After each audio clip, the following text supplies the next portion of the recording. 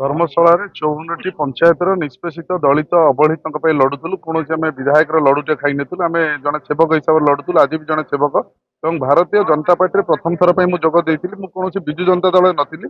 ବିଜୁ ଜନତା ଦଳରେ ଥିବା ବିଧାୟକଙ୍କ ସହିତ ଥିଲେ ହେଲେ ଦଳରେ ମୁଁ ମିଶି ନଥିଲି।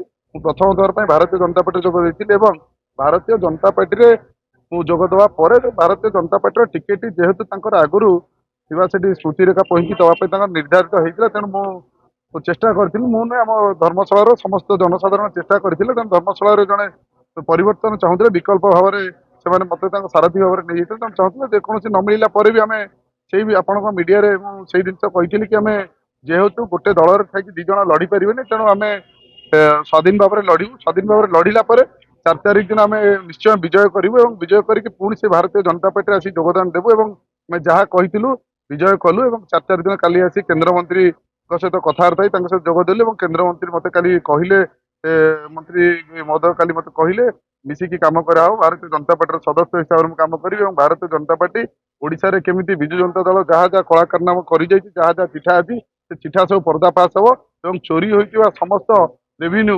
କେମିତି ଉଦ୍ଧାର ପାଇବ। ତେଣୁ ସେଇ କାର୍ଯ୍ୟ ଉପରେ ଆମେ ନିଶ୍ଚୟ ଆମର ସମର୍ଥନ ଆଗରୁ ବି ଥିଲା, ଏବେ ବି ଅଛି, ଆଗକୁ ବି ରହିବ। ଆମେ ଭାରତୀୟ ଜନତା ପାର୍ଟିର ଜଣେ ସଦସ୍ୟ। ମୁଁ ଆପଣଙ୍କ ମିଡିଆ ମାଧ୍ୟମରେ କହିଥିଲି, ମୁଁ କେବଳ ଇଲେକ୍ସନ ପରିପ୍ରେକ୍ଷୀରେ ଲଢିବା ପାଇଁ ବିରତି ନେଇଥିଲି। ମୁଁ କୌଣସି ଦଳ ଛାଡି ନଥିଲି।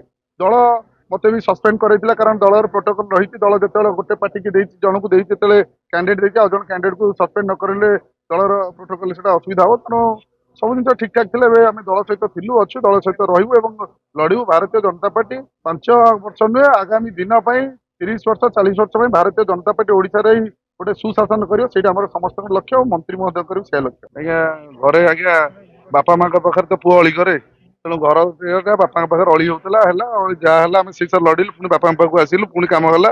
ଏଇଟା ଆମ ମନ୍ଦିର। ମୋର ଆଜ୍ଞା କାହା ସହିତ ବ୍ୟକ୍ତିଗତ ବିବାଦ ନାହିଁ। ଯାହାର ଯିଏ ପାରେ ନା, ଯିଏ ହାରିଯାଏ, ଯାହାର ଲୋକ ସମ୍ପର୍କ ନଥାଏ, ସିଏ ସବୁବେଳେ ବ୍ୟକ୍ତିଗତ ବିବାଦରେ ପଶୁନି। ଆମେ ଆଜ୍ଞା ମାଟିର ମଣିଷ, ମାଟିରେ ଅଛୁ, ମାଟି ସହିତ କାମ କରୁଛୁ, ତେଣୁ ଆମର ଆଜ୍ଞା କାହା ସହିତ ବିବାଦ ନାହିଁ।